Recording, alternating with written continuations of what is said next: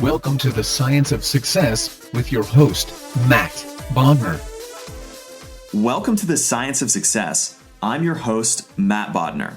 I'm an entrepreneur and investor in Nashville, Tennessee, and I'm obsessed with the mindset of success and the psychology of performance.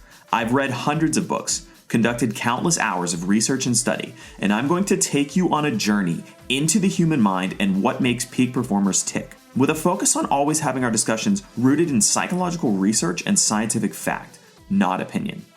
In this episode, we're going to go deep into how you are sabotaging yourself by setting the wrong goals and what to do about it, how to activate your brain, create and sustain momentum to make your goals a reality, and the neurochemistry behind how and why all of this happens with our guest, Scott Halford.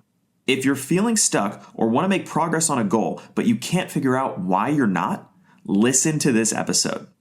Because the Science of Success has exploded in popularity since launch, with now more than 325,000 downloads, hitting the front page of New and Noteworthy, and much more, I want to continue giving something to my listeners. I'm giving away another $100 Amazon gift card to one lucky listener. All you have to do to be entered to win is to text the word SMARTER, that's SMARTER, to the number 44222. That's all you have to do to be entered to win.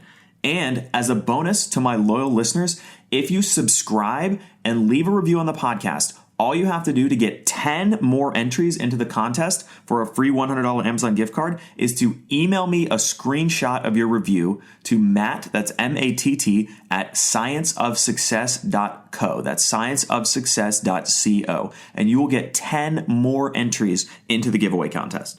In our last episode, we explored the fascinating enigma of human memory, how memories are created and stored, why we remember certain things but not others, and how to improve your memory long term, as well as a weird trick that national memory champions use to memorize decks of cards, huge string of numbers, and that you can use to memorize an entire deck of shuffled cards in less than 60 seconds. If memory has always fascinated you, or you want to improve your memory, listen to that episode. Welcome back to the Science of Success. Today we have an exciting new guest on the show, Scott Halford. Scott is an Emmy Award winning writer and producer, acclaimed public speaker, and author of Activate Your Brain, How Understanding Your Brain Can Improve Your Work and Your Life. Scott is also a longtime educator of Fortune 500 executive teams on topics including achievement psychology, brain-based behavioral science, emotional intelligence, and the principles of influence. Scott, welcome to the Science of Success. Thanks, Matt. Great to be here. Well, we're excited to have you on. I'm thrilled. You guys do all this psychology stuff. It's pretty interesting, huh?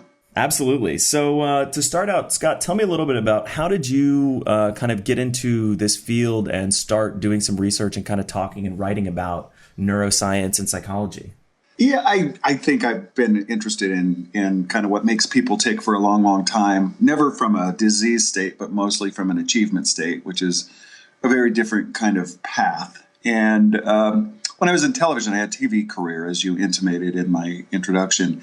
When I was in television, I had the opportunity to do a number of different documentaries on a number of different topics, and met some people in really very, very difficult and trying situations, all the way from people on death row for capital punishment to people who were burned on 90% of their bodies and lived, and just the kind of the trauma and drama that ensued after that, and the kind of life that they had to deal with. And, just meeting them, following them, understanding their plights, really just kind of always resonated with me. And, as I got into the corporate world, I really wanted to kind of apply some of the lessons that I learned and to really help them to understand, what is it? We know a lot about what makes people not work well. We even have a huge diagnostic manual on it called the DSM that tells us all about the mental maladies. But, we don't have that much out there that is actually published and rigorous and specific about achievement states. And so I just got really interested in it and worked in corporations with executives and began just speaking a lot about it, writing a lot about it. And that brings me to kind of where I am. So when you say achievement state, what does that mean?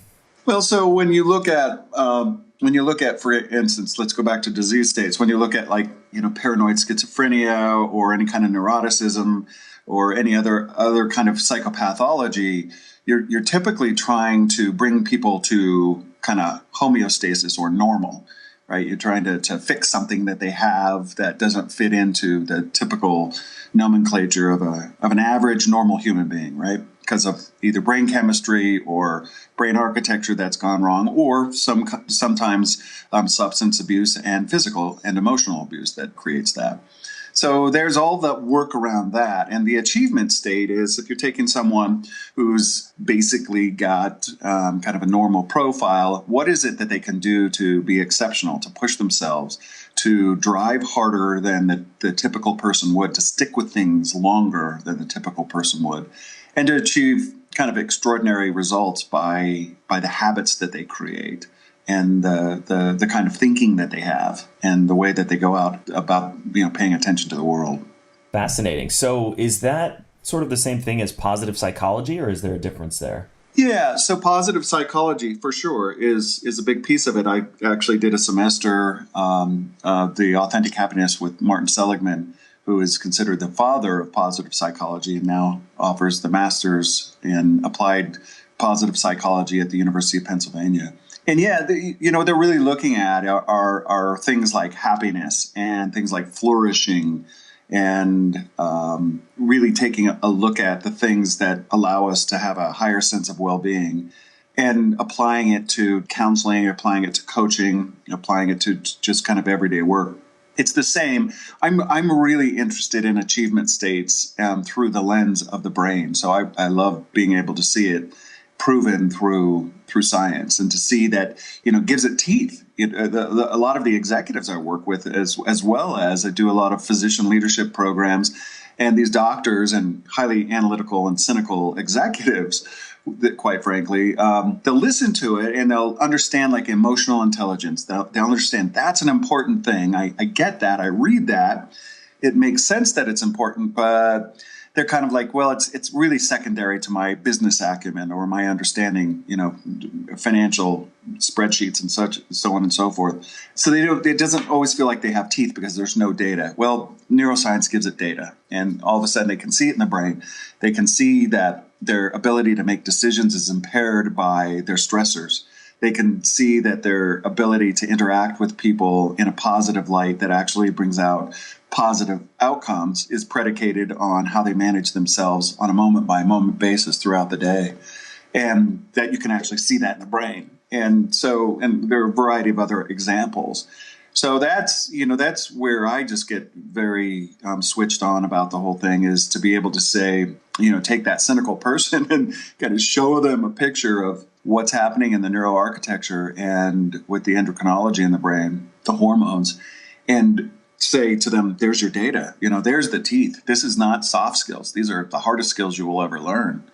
The softer skills are business acumen and financial acumen. You can learn that in a book. You can go through a course and a semester and go through an MBA in 2 years and get all that done and then go out there and experience it.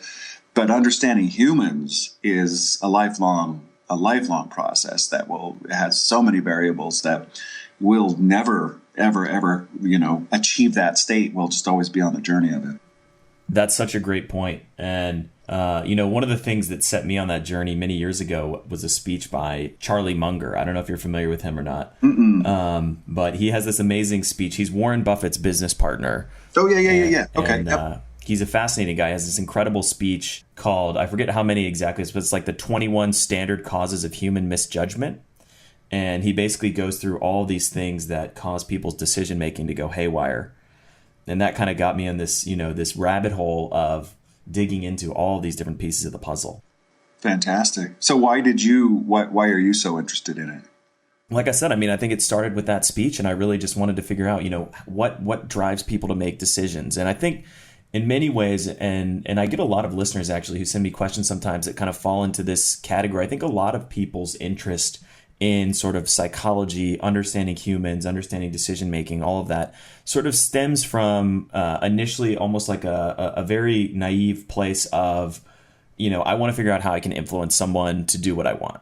right? And it's like, I want A plus B equals them doing what I want them to do, basically. Right. And once you kind of get into it, I mean, I started in that place. There's nothing wrong with being in that framework or that kind of thinking about things that way. But, once you actually dig into it, there's so many more layers deeper than that. And you really have to kind of start understanding the building blocks and the fundamentals and how those fit together. And then once you understand a lot of that and you really start to build that deeper framework, then the sort of surface level tactical applications of everything from why am I making a bad decision to why is this other person making this particular decision and what are the factors going into that and how can I potentially influence them in a more positive way, those sort of flow naturally from a deeper understanding of it.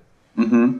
Yeah, and the variables become really difficult to not to understand, but to maneuver around. And so when people have relatively good principles that work, they can work most of the time. Where the A plus B equals C falls apart is that A has a variable, B has a variable, and then the environment affects C as well. And so mood affects it, the timing of the day, positive or negative affect, what you ate, prior decisions, the environment, so many different things. And so I get that a lot from executives. Just tell me like what's the one line that will get everybody to do what I want them to do? Like, wow, if it was that easy, I'd be out of business, but it's not that easy. And so I think that it's so incredibly cool to be able to think about it from not only a personal perspective, but in helping other people, and for me, a lot of people will think because I teach it that I, have all my stuff together. And that nothing could be further from the truth. I just teach it. And, we're all on that journey as unfinished human beings trying to figure out how do we go about in the world, with high well-being, being effective, feeling successful, feeling meaningful, all of those things that allow us to be who we are. And I think the other thing too is that at our very basest, I think a lot of people are interested in psychology because they want to understand their own, number one. And I think in when we look at our species, again, through brain architecture, we have brain architecture that allows us to contemplate about ourselves and reflect on how we fit in with the person sitting across from us. So if you go to an airport and you sit around and you're not buried in your iPhone or other device, and you just watch people, watching people, not very many other species are as interested in each other as we are because we have so many variables. And so that's why people watching is so incredibly fascinating because we can be stunned by each other every single day throughout the day.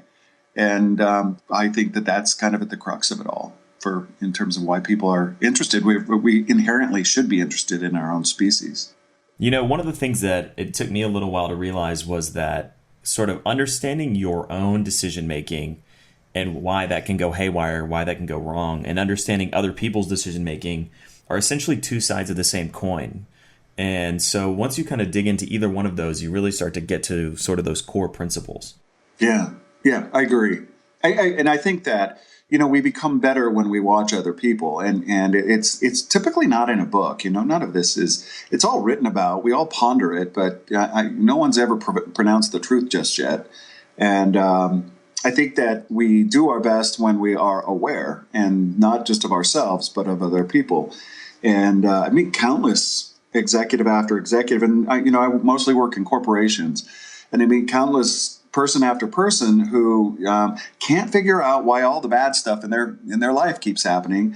But when I ask them deeper questions and they come to a realization that they're just not looking up, they're not paying attention to the people sitting across from them. They're not interacting and then understanding their own impact in that relationship. They don't question it. They don't take responsibility for their piece in it. They just kind of have a sense that something went wrong. What did they do wrong out there? So the successful ones are looking up and they're watching and they're interacting. That makes a lot of sense. So kind of changing gears slightly, one of the core concepts that you talk about in Activate Your Brain is the idea of activation. What does it mean to activate and how does that tie into kind of what we were just discussing? Yeah. Well, so from a neurophysiological standpoint, you can actually see activation in the brain. And this is what we look at when we're looking at PET scans and we're looking at fMRIs, which is a functional magnetic resonance image, allows us to look in your brain as things activate while you're doing something. And when we activate in the book, when we're looking at activation, we're talking really literally about activating momentum around doing what it is that you want to do, that pushes you toward more what you believe to be your own successful state and your own state of well-being. And activation is a place in the brain. It's in the medial orbital frontal cortex, so in the middle. So if you put your finger in the middle of your forehead and just to the left of that middle, you're on that left side of the medial orbital frontal cortex, orbital meaning around your eye. And right under there is a place that when it activates by you doing something, and typically it has to do with something that you've accomplished, like you just got something done on your to-do list and you cross it off. When you do the crossing off, that literally activates that left medial orbital frontal cortex, or we'll just call it LOFC for short. It activates it, and what it does is it energizes the reward systems in the brain. And the reward systems include a neurotransmitter called dopamine. And dopamine makes you feel like you want to do something again. And it makes you feel excited and gives you pleasure. And it says, do it again, do it again, do it again. So when you activate, activation precedes motivation. Motivation is a psychological construct that really looks into and determines on why or really the why. Why do you want to do something? And looks at desire. And we all have those things that we don't desire to do, but we have to do, and we have to be the one to do them. And we don't ever get motivation around them. And so what we have to do is activate around them. We just do it. You just begin. Start small, but start now is a mantra throughout the book.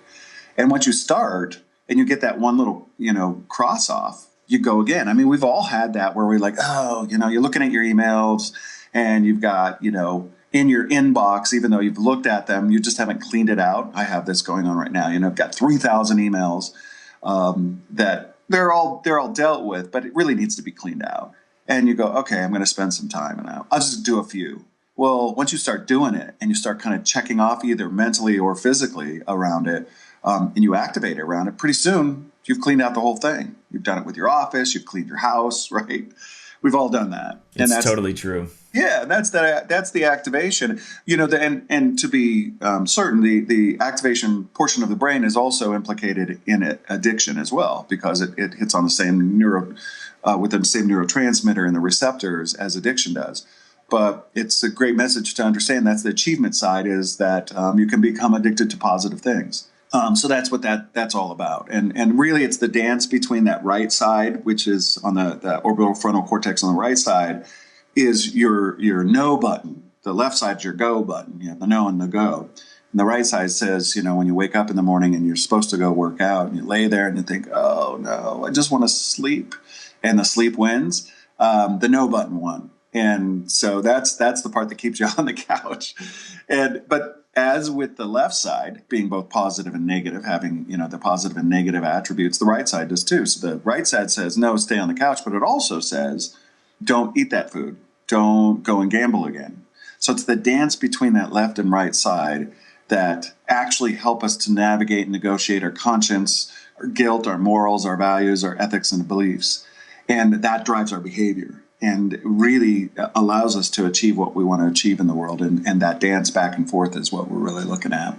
That's fascinating. It reminds me of, I think, Josh Waitzkin. I don't know if you're familiar with him, but he's a world champion martial artist, a national chess champion, who's now a kind of a performance coach. But he talks about the idea of unkinking your energy flow. And it's kind of like a hose that has a bunch of kinks in it. And, every time you move one kink, the flow through the hose gets stronger and stronger and stronger. And it's the same thing, you activate one thing, then that sort of cascades into multiple different activations of doing and executing all kinds of different things. You start with your one email, and then you clean your inbox, clean your office, etc. Yeah, I 100% agree with that. And, that would be exactly, kind of what our goal is. Because when you look at drivers, Hertzberg studied drivers in the 1960s when he created hygiene therapy. I don't know if you know about that, but it's hygiene theory rather, not therapy. Hygiene theory basically says that the things that demotivate us are not the same things that motivate us. So the things that demotivate us are like pay, the environment, fairness, that kind of thing. Well, when all of those are taken care of, if you feel like you are being paid well enough, it's not considered a motivator. So it will demotivate you if you're not paid well enough. But once you're paid well enough, it's not the motivator. The things that drive you to motivate are things like achievement, personal growth, the job itself, earned recognition, so on and so forth.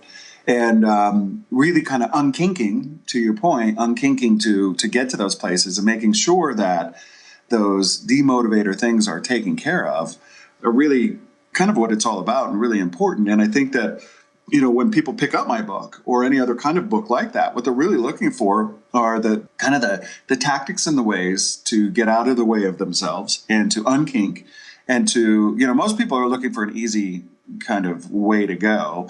I think success is never easy. It's always rewarding, but, you have to make sacrifices. You got to get up early. You have to work harder than you typically might want to. But, when you can look at a kind of a pathway that says, all right, so what do I do to kind of feel excited about doing this hard stuff? And part of it is just the awareness of number one, what it is that you're going after. Number two, what's in your way. Those are the kinks. And number three, having the gumption to get rid of them and actually not only get rid of them, but to create things that keep you activated, keep you excited, keep that energy going, and making sure that you stay on that achievement side as opposed to falling back into what Hertzberg would call the maintenance side, which is the demotivators. So it's not a destination. It's just always the journey. That's what you will do for the rest of your life if you want to be successful. So I'm sure it's a lengthy and complex answer, but how would you say people should go about kind of keeping themselves activated or even jumpstarting activation? Well, it really kind of boils down to a couple of things. First off, really kind of beginning to live under the adage, getting away from the old, do more with less. What a crappy adage that was. I mean, we're a bad theory. And we're discovering now how bad it was in the 80s, 90s, even, some organizations still live with it. Do more with less, right? Want you to multitask. We know that actually is such a bad idea. It's not only a bad idea, we physiologically cannot do it. Number one. Number two, we also know that it degrades the gray matter of your brain over time. So it's hard on your head. But we know that people do better when they do fewer things. They just pick fewer things, they do them better. And so first off, it's figuring out what you want and not having, you can have anything you want. You just can't have it all right now. And the thing that people get really overwhelmed with is when they put too much on their plate. I know I do. I've done that several times where I just get too much on my plate, got to accomplish things around them. And now what I'm just doing is just maintaining them, just getting them done, not having enjoyment going toward them. So if I have something I really want to go toward and I figure out what those are, 2 or 3 things, and I'm going toward them, I don't become overwhelmed. I can activate around them and I can start small, but start now. Just start, doing a little bit around each one and allowing the activation momentum to kind of take over and just, allow myself to push myself. I also think we all need people who help us be accountable, whether it's a coach or a mentor or a good friend, significant other we say, all right, so I want to accomplish this and I need you to help make sure that I'm sticking to my goal here. And so I want you to hold up the mirror every once in a while and say, hey, you said you wanted to, ... but you just didn't do this time, right? You said you wanted to lose weight, but look at that big old triple-decker cheeseburger in your mouth. Whatever it is, right? That we have somebody who we're willing to listen to kind of hold us on the path. My philosophy, and I don't have any data around this, but I do have a lot of experience. I've had my company Complete Intelligence for 26 years. I've watched people for a long time, and I think about 75% of the people I meet are not self-starters. Only about 25% are self-starters. About 75% are kick-starters. They need a little kick in the butt. Yeah. And I'm one of them. I mean, I self-start on some things and I kickstart on others. I need somebody to go, okay, come on, come with me. Like, all right, I'll go. And we need that. And we're really getting an awareness around that allows us to get into the activation. It's a habit, and it's not, I think people get really hung up on the whole idea of, am I accomplishing everything I want to accomplish? And am I doing it fast enough? And look at what, we have these yardsticks that are crazy. And quite frankly, we look at, I'm looking at a picture of you and you look really young. Right? I have a very young face. You do? Yeah. You look pretty young. And people do in my business, the speaking world, we have an award that is the National Speakers Hall of Fame. Well, people get it at different times in their lives, but you know what people brag about is how young they got it. And I think that's a ridiculous yardstick. Okay, so you got it when you were 30 as opposed to when you were 50. Is that the goal? Is the goal to get it done fast? And then what? And what does it get? What does it bring you? So I think we fall into this trap of saying, I need it all, I need it fast. And if I do it fast, then that's wow, yay. And, I ask people, I have a really good friend when he got his, was inducted into the National Speakers Hall of Fame, and he really, really, really, really wanted it bad for a long time, many years. And he started kind of getting bitter about it. And he's a great performer and an awesome speaker. Well, once he got it, we were having a beer and we were just chatting about it. It was a couple of years afterwards. I'm like, so I'll just call him John. That's not his name. I said, so John, so has your life changed since you got inducted? He goes, no, not really. Like, so, did it change how you feel about you? He said, for a small amount of time it did, but I needed to get it checked off and I needed it now kind of thing.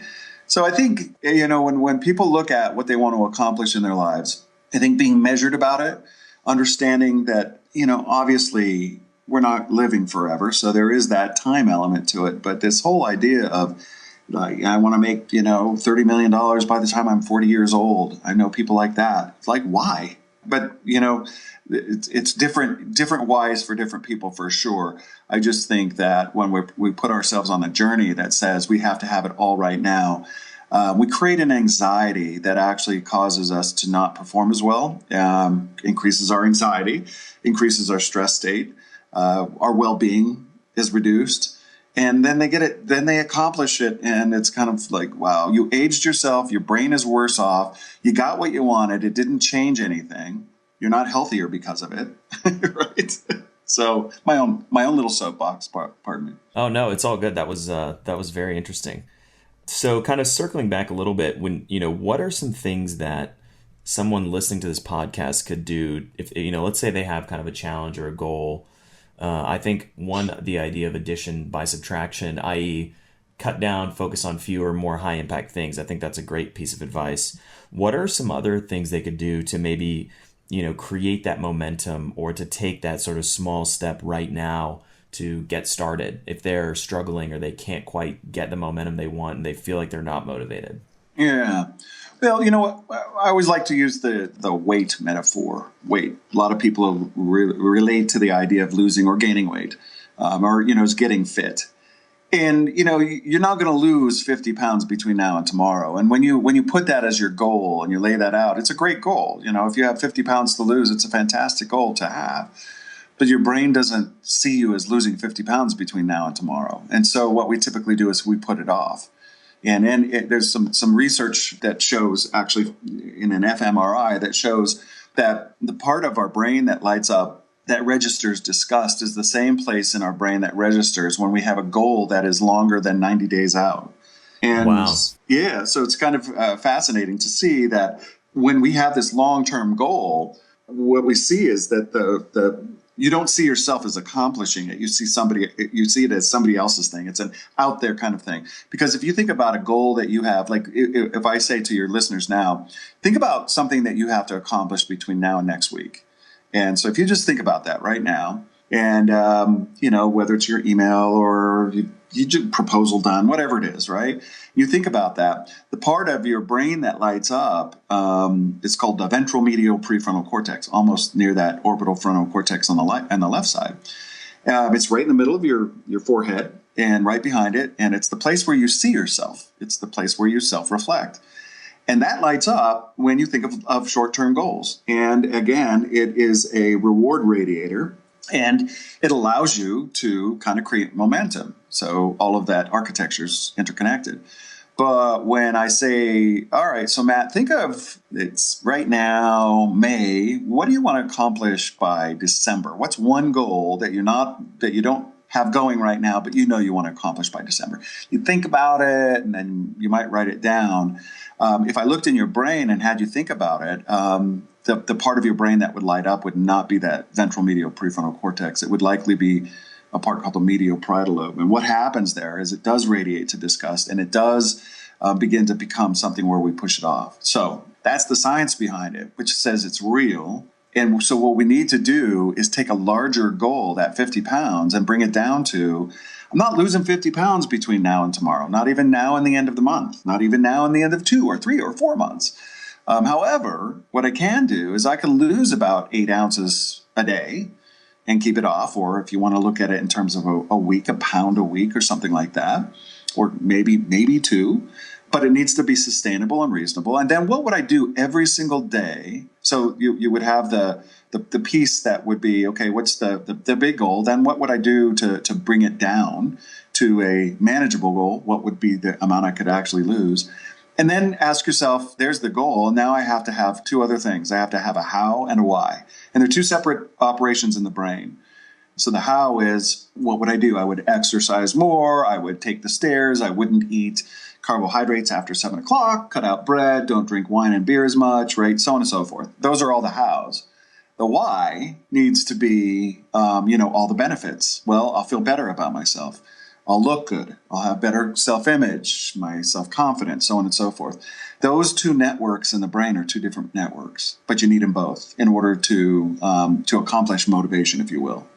So it really is kind of reducing it down is go ahead and have a big goal. Understand that it could take you a year or longer to accomplish. And if you really want to accomplish it, you really want to be able to break it down into bite-sized pieces that you can check off to get that dopamine bump, if you will. Check off it at least a few times a week, if not every day. And then have a why. Why are you doing it? And that's the big thing that a lot of people are missing. I have a good friend who was a client. He wasn't joking, that it was $40 million by the time he was 40. And he did it, but I kept asking him why. I mean, it sounds ridiculous. We'd all love to have $40 million by the time we're 40, but it doesn't take disease away. It doesn't make people happier. We've seen the research around that. How many cars can you have? How many houses can you have? And as a matter of fact, achieving those in a state where you don't have to really work hard to earn it there's not as much happiness. When you go buy your first house, that's huge. It's so exciting. Because you work at it, and it's a lot of bump. But when you can just do it anytime, it's not as exciting. So, the why is so huge, and really figuring out what's the benefit to yourself. And earning $40 million, you could have a fantastic why, but if you don't articulate it, kind of the well-being part of it kind of gets compromised. That was great. That's super helpful. I love the idea of really breaking things down into bite-sized kind of weekly or even daily activities towards that longer term vision. I think that's super important. Yeah, and you want to make sure for sure that it's got some frequency to it. When I was writing my book, when I was writing Activate Your Brain, it's an evidence-based book, so it's a harder book to write than like my first book, Be a Shortcut, which is more, there's evidence in it, but it was more me expounding on my philosophy about things, right, about influence and emotional intelligence. So when I had to write that book, I would stare at it and go, oh God, I just do not want, I was on a deadline and I didn't want to write it. And so I would just take my own advice and literally take out an old chapter that I'd already written and just kind of read through it. That was my activation, was just to get out a chapter I'd already written and read it. And, what do you think would happen from that? Well, I would start editing it and I'd add to it. And pretty soon I had written 15 or 20 pages. And that's what it looks like. It literally is just, I'm not writing the whole chapter. I'm not writing the whole book. I'm actually not going to even write. That wasn't even my activation. My activation was to get out an old chapter and read it. And knowing exactly what would happen is that I would begin to edit it, add on, think of new things, and then just bam, just go. That's awesome. So you touched on, in some of that extrapolation, kind of the ideas of brain structure, brain neural networks and everything. One of the things we've talked about in the past on the podcast are kind of the biological limits of the mind and how biology constrains and sort of structures our thinking. One of the topics I know you've talked about in the past is sort of the idea of the three different brains and how that ties into, neuroscience and sort of in our brains themselves. Would you talk a little bit about that? Yeah, so when we, it's a kind of a simplistic way to look at the brain, but when you look at kind of architecture in a larger macro format, and you look at kind of what developed when in the brain, the first thing that came online was the reptilian brain. It's ancient, and it's kind of at the base of the brain. It's what we call the pons or the brain stem. The medulla is also in there, and it's really the ancient part. It's implicated. The whole brain interacts with each other, but this one is on 24 hours a day, 7 days a week. Reptilian pays attention to things that are automatic and autonomic, that they just have to happen, and they need to, like body temperature, perspiration, respiration, aspiration, salivation, any of the Asians it's doing for you. And basically, it turns those on and off. You don't really have a choice about it. And it also helps to kind of activate around certain motivations as well. The medulla, that is at the very base of the brain, that kind of looks like a second brain. That's where we lock all of our consolidated behaviors, like riding a bike, brushing your teeth, buttoning a shirt, tying your shoes. Things that you were really hard when you were 2-year-old and spent a lot of sugar to be able to do, a lot of glucose, because that's what the brain uses to energize itself. And it used to take you lots and lots and lots of energy, and that's why kids have meltdowns when you push them too hard. But over time, what happens, and through repetition, those behaviors consolidate, and now the glucose expenditure reduces, and that's all in the medulla. And so it allows you to operate in the world without having to spend a lot of sugar. We want to use that for other things. Then the second brain is what we call the mammal brain, and that's kind of locked right in the middle of the brain. It's the midbrain. We call that the limbic system, and it harbors lots of architecture. We store behaviors. We consolidate and store behaviors in that part. It's also where we harbor our memory, most of it, and in a place called the hippocampus. And the emotional danger detecting architecture is there as well. And we have about 7 times more danger detecting architecture in our brain than we do for reward. It allowed us to survive the world. And that's in the emotional part of the brain. It's what puts you on high alert. It's what makes you kind of pay attention to things in the environment. And we put rewarding things on the bottom, and we put dangerous things on top. And it gives you a lot of clue about behavior. People who are constantly seeing the negative are in their danger threat response quite a lot. And that mammal part of the brain is 24 hours a day, 7 days a week, scanning the environment for danger and threat in the environment about 3 to 5 times per second, and even while you're asleep. And so it's a busy, busy, busy brain. The problem with it is it has no logic. It's messy. And it's the part that says, if you hit me, I'm going to hit you back. It's that part that says, if all we had was our mammal brain and we were executives sitting across from each other and I vehemently disagreed with you and I wanted to choke you, I actually would. And so we have to bring online the human part of the brain, which is the prefrontal cortex. And that's the last part to have been added to the brain about 30,000 years ago. That's the part that is the executive, reasoning, thinking, innovating part of the brain. And so it gives intelligence to our emotions, thus emotional intelligence. It's the dance between the prefrontal cortex and the limbic system. That's emotional intelligence. Because if we acted on all of our impulses, all of our emotional impulses, especially the stronger ones, to hit, to bite, to scratch, right, to yell, to scream, we wouldn't be very effective as a species. We'd be effective as other animals, is what we'd be. And the intelligence, that prefrontal cortex, says, no, let's modulate that. You might be really angry right now, but is that anger going to help you get what you want? Or do you need just to slow it down, take a deep breath, and restate and reframe your needs in a way that's not going to cause somebody else to become defensive and not get what you want? So that's the emotional intelligence piece. And those are the 3 parts and pieces that kind of interact. And so that's what they look like right there. And I think that, we've talked about this in a previous episode. It's fascinating that the brain is sort of geared towards it, via the process of evolution, focusing more on, threats and danger. And in many ways, that's kind of maladapted to modern day society, where oftentimes the threats that you're facing are not, an animal jumping out of the bushes that's going to eat you, but it's, somebody across the table or in a boardroom or whatever it might be that is not actually a physical, threat to your life necessarily. And so our response is often inappropriate or wrong and kind of rooted in the kind of biological nature and structure of the brain itself. Yeah, and exactly. I mean, the architecture is the same. The dangers have evolved, and you're right. It's no longer the saber-toothed tiger or the poisonous plant.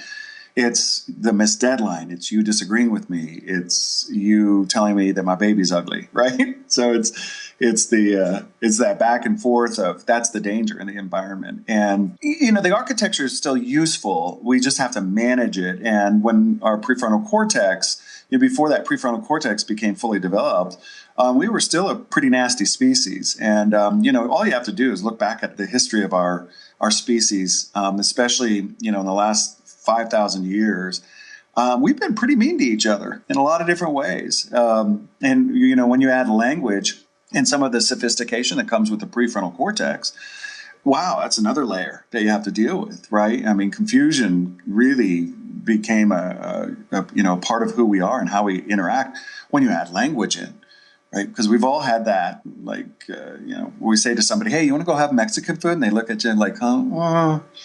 Sure. You can't see my face right now, but, if you saw it, you'd look at it and go, he really doesn't want to go. Well, because we play games with each other, we might be passive aggressive, if you will. I might look at you and see your face saying no, but decide not to pay attention to that and say, oh, well, you said yes. So, okay, great. Let's go have Mexican food. And now you have conflict, right? And so we're constantly dealing with these little teeny paper cuts of dangers.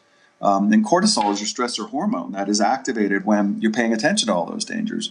So as we look at the health of the aging brain, we look at cortisol and the implications of it in terms of the integrity of that brain, because we're all shrinking after we're 25 to 30 years old. You're either shrinking or you're growing. You're not going to stand in place, your brain. And in order for it to grow, you have to be proactive. It's going to just shrink on its own. And if you are paying attention to all of the dangerous, threats that you interpret as a danger in the environment, something tardy, an email that you get that is upsetting, any myriad of things. If your lens is always about danger and you can't reframe it, which is what the prefrontal cortex allows you to do, then your brain health is, you're going down a nasty path and you feel bad. And other disease happens because now your immune system, your immune function is battered from all of that cortisol in your system. So it's this circular kind of thing that happens. Our danger detection system is there for a very good reason. It's just that because we have evolved into a modern world, we need to kind of say to our danger response, really that email, it didn't make me rageful. It made me frustrated. That's a different set of neurohormones, but we keep telling ourselves that, oh gosh, we get really mad when it really requires not such an outsized emotion that is filled with all kinds of not only negativity from a feeling sense, but also from a neurochemical sense to the brain. So along with cortisol and dopamine, which we've touched on, what are some of the other kind of key neurochemicals and how do we control or manage their impact on our behavior? So fun with neurochemistry is what we're talking about. Yes. So there's a set of catecholamines that include dopamine and norepinephrine, and then you add oxytocin into it. And those are the three I like to focus on, along with cortisol. And again, cortisol is not all bad. You don't want to get rid of it. It's actually a very positive thing as you're learning something. It focuses you. It helped that along with norepinephrine. Norepinephrine is your focuser. That's the thing that actually causes you to pay high alert and attention. In a positive state, it's exciting. And when you're learning something, say you're going to go out and learn to play golf or any other thing, and you go out and you start playing and you start getting positive feedback. Well, norepinephrine plus the cortisol, which is, again, focusing you, those two things cause you to learn rapidly. It's just that when you're pushed too hard and somebody starts to criticize, and then the danger becomes danger, the threat response becomes dangerous as opposed to positive, then we crumble because we're spending way too much glucose. Cortisol doesn't travel alone. It travels with glucose. And because glucose and cortisol, along with adrenaline, come together to make you fight, flight, or freeze. Well, you just don't want to be in that space all day. It's exhausting. And that's what happens when you're in a state of learning where you've been pushed too far. So on the positive side, norepinephrine focuses you, makes you interested, makes you engaged, makes you excited. And we know that things that actually activate it are things like novelty, learning something new, like I just explained, a new language and a musical instrument, going and learning just something you've never done before, paint a painting, do mosaics, do something you've never done. And it's not about achieving mastery, but just about not only exciting your brain, but when you are in novelty, you're actually in neurogenesis as well as neuroplasticity. You're causing your brain to grow.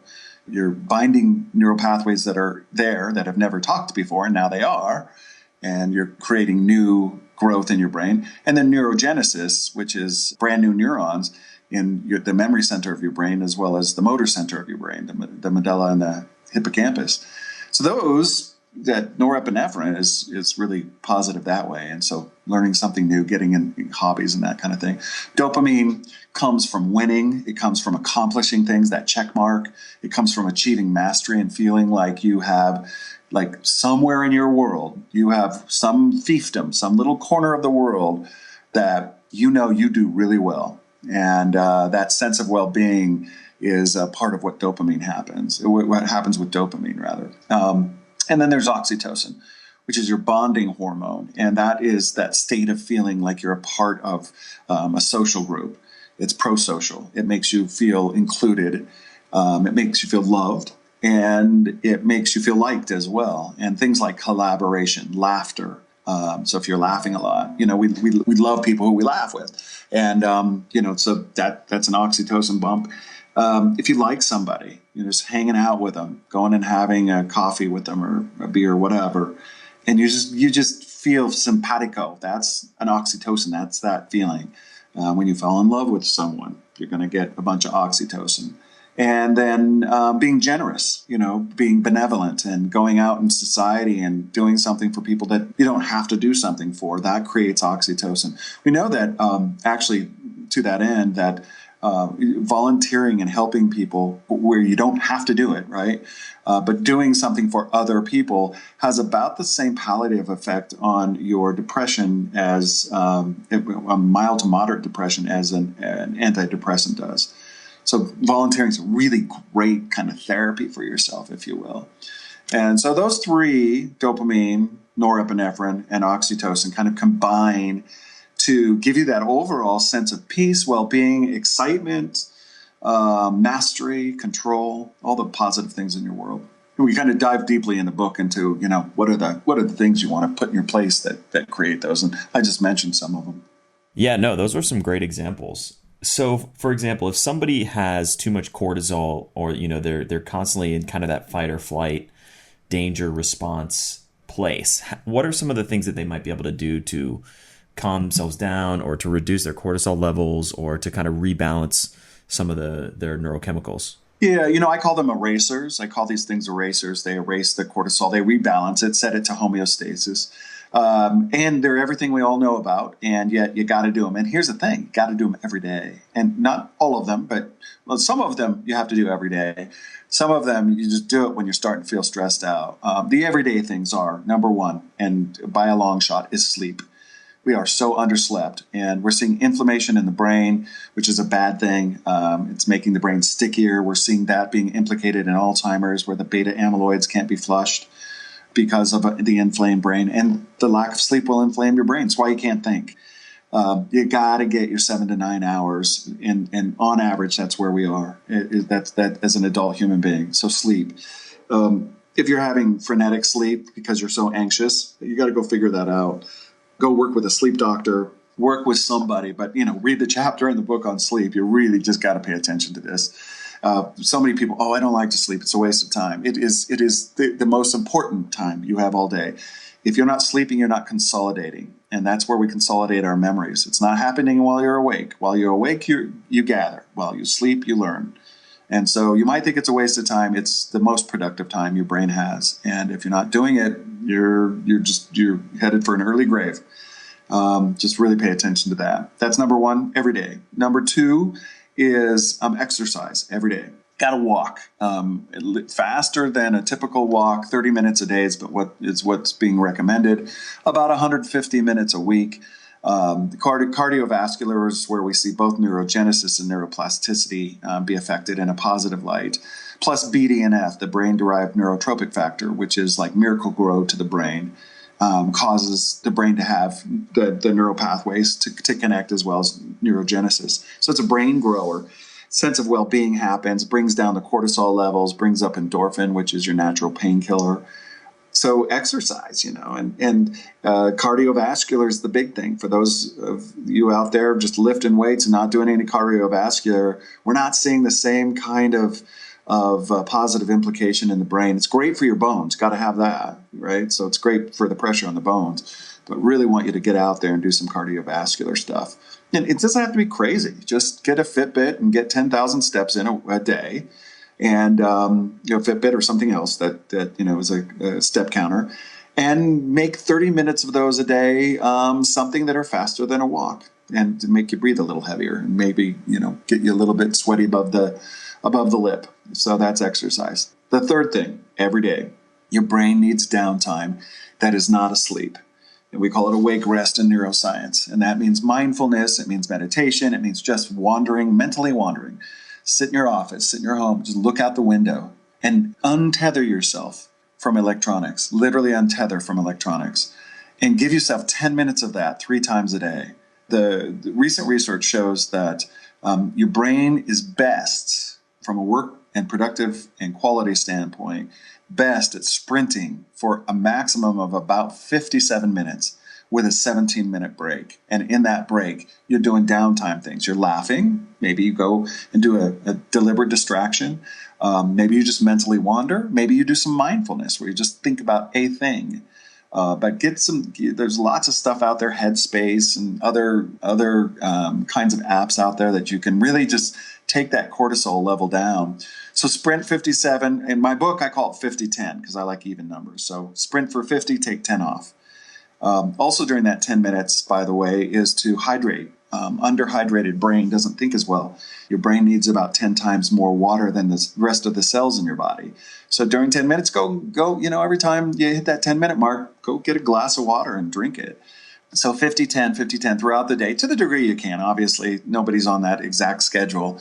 But you want to introduce it at least 3 times a day. And during that 10 minutes, during at least 3 of those, really have that downtime, awake rest, not where you're sleeping, but awake rest. If you want to take a nap in your office for 10 or 15 minutes, awesome. Really does reset everything in your head. And if you can do it and close your door and figure out how to accomplish that, it's highly encouraged. Lots of research around the benefits of napping. Laughter is, we talked about that, but laughing, finding lightness, going to websites that make you laugh and make you giggle, and don't discard all of those things that your friends are sending to you. Put them in a file. And when you're feeling a little low on energy, get them out and giggle. Watch what happens. You feel awake. It's not an accident. Gives you stamina. And then the final thing is being moved, tears of joy, or just being moved, feeling emotionally positive. The underdog videos or movies, or one of the websites I love is values.com. And it's a non-religious, non-political website, and you can't give it money. And it's a group of entrepreneurs and philanthropists who came together and created a thing called the Foundation for a Better Life. And it's literally public service announcements that are 30, 60, and 90-second long videos about doing the right thing. It's anti-bullying, and it's just about doing the right things. And if you watch those and don't feel something, you got ice in your veins. You need to go do something about that. And that sense of, that's where we feel that oxytocin and that towardness toward our own species, where we feel like, oh, look at that. See, how cool is that? So we've all seen all those videos, and you want to see those a few times a week. And I just encourage you to sit down and find those things that in your world that make you laugh, make you feel energized. And the 5 things I just outlined for you are the great erasers for that. Those are some excellent things. And, we've talked a bunch about the importance of sleep, meditation, and several other of these topics on previous episodes. So I think you're echoing what our listeners have heard before, but, it bears repeating definitely that these are absolutely critical things to be doing every single day. 100% every day. And, the thing is people get all into a regimen. Mine is like, okay, when am I going to get this in? It's not always like I'm going to go work out right after we're done. And I have a personal trainer, by the way. And I put that person in my life because I know I won't go push myself like he will. Right. So it's that accountability. It's that person. And, and I look at that and I think, okay, a few times a week, I'm going to go work with him when I'm in town. Not in town a lot, but and then in the off time, I'm going to go get on a treadmill. Don't love it, but I'm going to do it. Not necessarily for my body, but definitely for my brain. So what is one piece of homework that you would give to our listeners?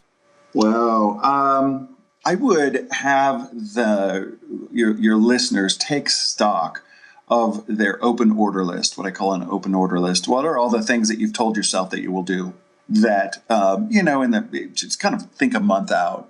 And what are all the open orders that you have? Got to get, this anniversary gift, have to finish this email, got to get this proposal out, have to go look for venture capital money, right? Got to finish the basement, got to do yard work. All those go on there because it's what you're asking your brain to pay attention to. I would detail them out, write them down, and think as many as you possibly can. It's kind of like a to-do list, but it's even bigger.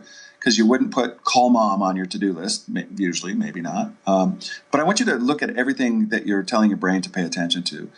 And then what I would like for you to do is start to discard stuff. Get rid of the things that you're not going to do. Stop telling yourself you are. When you're ready, you will. And start focusing on a few things, big chunky things. I would really look at what is putting you in a toward state. What are you moving toward? And that typically has to do with a goal. We know that people who are moving toward a larger goal and, breaking it down into the smaller bite-sized pieces, start small, but start now, they have better well-being overall. And they accomplish their goals. They just have more effectiveness in their life. So it's really about cleaning out the attic of your life and get rid of the boxes, the mental boxes that you're not going to do anything with, and just discard them. Start to discard, really look at that list. That would be a piece of homework I would have people start with. That's great advice. So what are some other books and resources, obviously other than Activate Your Brain, that you would recommend people check out if they want to learn more or dig into some of these concepts? Yeah, I really like Flourish, as well as Authentic Happiness by Martin Seligman. I like Positivity by Barbara Fredrickson. I like Charles Duhigg's book on habit. I like Sean Achor, Achor, on happiness, the happiness factor. I think he's great. Written some really cool things on that. There are so many tomes and books out there that really. Oh, here's a one that I really love is a book that kind of got me really deeply interested in some of the intricacies. Is it's called Rewire Your Brain. I don't have it in front of me right now, and I would misquote the author's last name. But Rewire Your Brain is the name of the book, and really great, written by a PTSD neuropsychologist who really understands the intricacies of kind of bringing the science down to a place where people can eat it, consume it, and do something with it. Really great book. And where can people find you online? They just go to www.completeintelligence.com. And that's my website. You can find my book there, both my books, or on Amazon.com, Activate Your Brain and Be a Shortcut. Activate Your Brain was the one that came out about 10 months ago, and it hit the Wall Street Journal bestseller list in September. So I'm proud of that. Congrats. Thank you. Well, Scott, this has been great, and I'm sure the listeners are going to love a number of the insights and tactics that you've shared here. Just wanted to say thank you very much for being on The Science of Success. Great to be here. Thank you so much for listening to The Science of Success. Listeners like you are what make this podcast possible. If you enjoyed this episode, please leave us an awesome review on iTunes and subscribe to the podcast. This helps reach more people so that they too can enjoy the science of success. And lastly, as a thank you to you for being an awesome listener, I'm giving away a $100 Amazon gift card. All you have to do to be entered to win is to text the word SMARTER, that's SMARTER, to the number 44222. That's SMARTER to 44222. And if you email me a screenshot of a positive review that you've left for the podcast, you'll get 10 more entries into the drawing for the giveaway for the next Amazon gift card that I'm giving away. Thanks again, and we'll see you on the next episode of The Science of Success.